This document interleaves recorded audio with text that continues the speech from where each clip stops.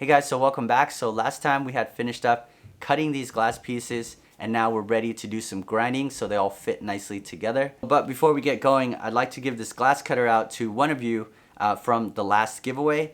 So again, this is the Fletcher glass cutter and this one is going out to an Elvira Candelas Morales. You are the winner, so congrats, and please get in touch with me, DM or email, and I will send it out to you. Okay, so let's get back into it and continue this project, and we will start with the grinding. So here we are at the grinding step. All you have to do is take the glass to the grinding bit and it will take off material from the glass, and you just keep grinding it until you get to the point where it matches perfectly to the pattern. So the better you do it, the better the pieces will fit. And for this project, I'm taking my time on it because I want each of these pieces to look exactly symmetrical, and I wanted all the pieces to fit nicely so the lines are nice and straight and the outside circle in the end very much looks like a circle. Now the grinder is a very expensive piece of the puzzle that you will have to buy when you're getting into stained glass. So I would suggest to go online and find it used. If you want to keep costs down, I would suggest not doing curved cuts like this circular pinwheel and do more projects with straight cuts. And with that, you can get away with just using the carborundum stone. But eventually, if you want to get into stained glass, you will have to buy a glass grinder. It's going to help so much in saving time and headache in trying to fit these pieces together. So pretty much, I would say it's a requirement if you're looking to do anything more than a few projects. So now that we're happy with our grinding, we'll go ahead and rinse them off in some water and then dry it off for the next step. Alright guys, we are ready for the copper foiling now. This is the black backed copper foil tape. I want to use black patina for the final finish. So we just need to match the copper foil tape to the patina. And I'm using the 7/32 of an inch width. But also you can see this is 1.25 mil thickness. And this is for the thickness of the tape. This tape is going to give us a little bit thicker material so it wouldn't rip on you as easily. I've started to notice a little bit of a difference, and I think I do prefer the 1.25 a little bit more. Sometimes they don't indicate that when you buy it, but this one happens to have it, so should be pretty nice. And then we'll use the fit tool to burnish and get all the copper foil tape onto the glass, and we have the scissors just to cut the tape. I think copper foiling is the easiest step in stained glass. See that nice deep black color right there? It's pretty cool. So we'll take the tape, wrap it around the edge of the glass, and you keep it centered. And then start making your way around, keeping everything nice and straight. And then we come around to the end, clip that off and fold it over. And then fold the tape over.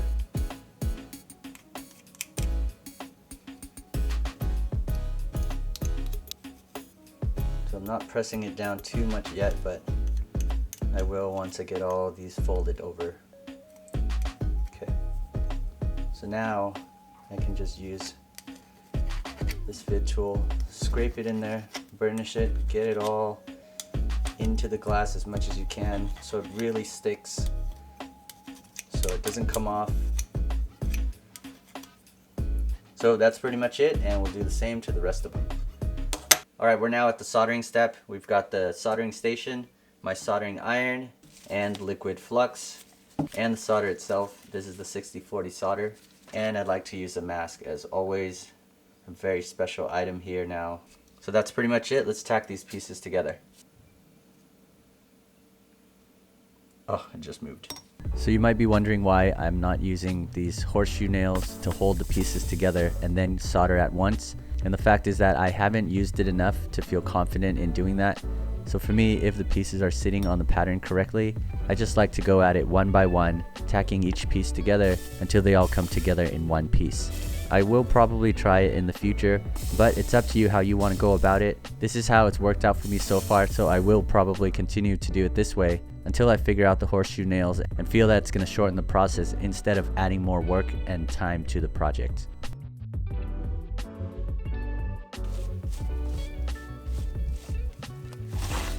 Let's tack this again.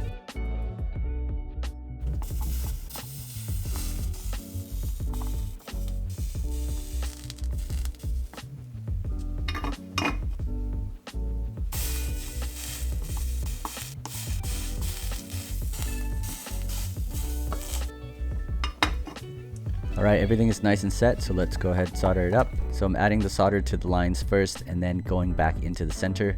And now just doing it on the other side as well. I actually had to wait for the entire piece to cool down before I got back into it, just to make sure that the glass wasn't too hot and to keep the foil from delaminating off of that glass.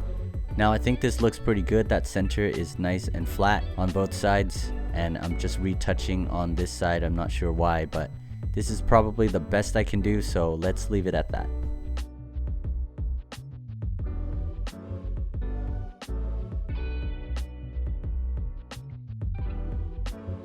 So here we are trying to get some jump rings onto this piece. I'm using some needle nose pliers to hold it in one hand and then using the soldering iron in the other. And as you can see, I've got the piece just kind of leaned up onto my soldering iron holder there. Obviously not the best thing to do. I would recommend using some type of a clamp of some sort, and that's something that I'm looking to get in the near future. So upon inspection, I felt like it wasn't straight enough and I wanted to kind of redo it. It melts off easily, so it's really hard to adjust, and you're basically just redoing the placement. So the trick to this is to hold everything nice and steady and add that little drop of solder on, and then once you do that and you're happy with the placement, then I go in and add a little bit more solder all around and trying to get that slope on the sides of the ring. So I think both structurally and aesthetically, they should both be considered. In the structural part, you want to make sure that the ring holds the weight of the glass, and so adding more solder to it along the sides will help strengthen that bond. And as well, aesthetically, it makes it look like it blends into the piece and doesn't stick out. And also, maybe it might look like you know what the heck you're doing. Most of my pieces are fairly small and light in weight, so I'm not concerned about how heavy it is or really which jump rings I'm using and which will support it. But I think most of the time I'm using jump rings in between 3mm to 5mm in diameter. I found this good set online and I've been using it, so I'll go ahead and link it down below for you guys.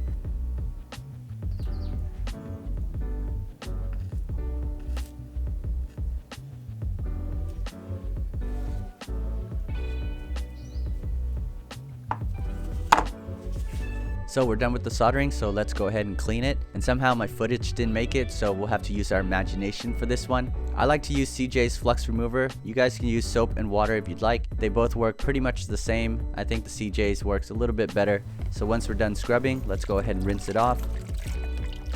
And we'll dry it up for the patina. So I got a brand new bottle of black patina. We're gonna see if this is gonna work better. Let's go with the black gloves for this one. Okay, here we go. So just apply it and hopefully it turns black. So that right there is definitely the darkest patina I've ever seen. Definitely the darkest I've ever done. And now you can see I'm wiping off the patina with the towel. That's just to make sure that nothing stays on the glass as it may stain it. And of course you'll want to do the sides of the glass as well, so just keep adding more patina to it. And then we'll turn it over and do the other side. It's oddly satisfying. I hope you guys are feeling the same way to see it go black right away. Now, if only the copper patina would do the same thing. And again, just wiping off the patina, I've had it where it actually stains the clear and the white glass. So I'm not taking a chance with this one and just trying to get rid of it as soon as possible. And now I'm doing a second coat of it. It seemed like it would help, so I wanted to try that out and see if it would be a little bit darker to make it more black.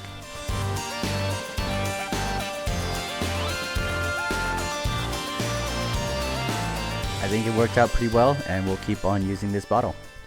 So now we'll clean with some quick clean. This is to clean off all the patina without washing everything. So we'll use this first and not try to use any water. Clean it off with the quick clean only.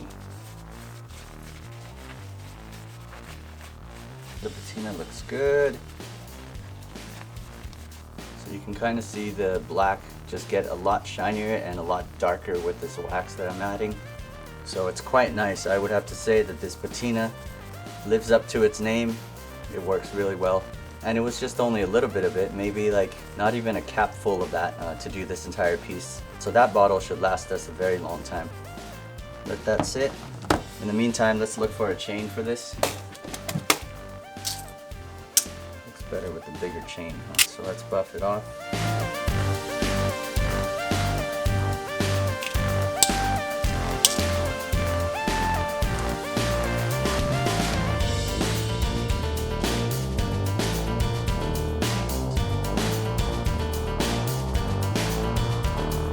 I'm not sure if hanging it like this is actually gonna work like I have it in my head. My idea was to be able to have more of the warmer colors on top, or you can reverse it and switch it up to be able to have the cooler colors on top. But what I'm running into is that it's not perfectly balanced and tends to lean over a bit when this is hung up. For next time, or if you haven't done this yet, I would just go and move the jump rings a little bit to the upper half, and then that would solve that problem. And if you wanted to reverse it, you would have to add some more jump rings there as well. Or alternatively, you can just have it be hung from just the one point and it holds just fine, as you can see. But overall, I'm super happy with this and it came out really nice, especially the black patina. Just thrilled about how it turned out. And I'm definitely looking forward to doing more of these black patina projects. So once again, I want to thank you guys for watching my videos and liking them and commenting on them and also being subscribers and all that good stuff.